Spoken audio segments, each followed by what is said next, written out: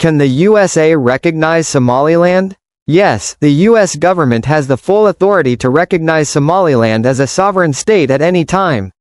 Recognition of new states is handled entirely by the U.S. President, executive branch. No international law prevents this.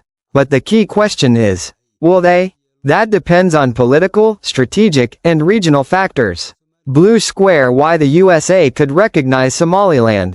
Here are the strongest arguments in favor of recognition. Star 1. Somaliland is stable and democratic. Somaliland has its own government, its own army, its own currency, its own elections. For 30-plus years, the U.S. views stability in the Horn of Africa as strategically important. Star 2. Strategic location near the Red Sea. Somaliland sits on a crucial shipping lane. The U.S. could use Berbera Port, Berbera Airport, former Cold War base. This is valuable for U.S. military and trade interests. Star 3. Countering China and Russia. Somalia, Mogadishu government, has strong ties to China and Turkey. Recognizing Somaliland would give the U.S. a pro-Western ally in the region. Star 4. Several U.S. lawmakers already support recognition. Members of the U.S. Congress have introduced bills calling for Somaliland recognition.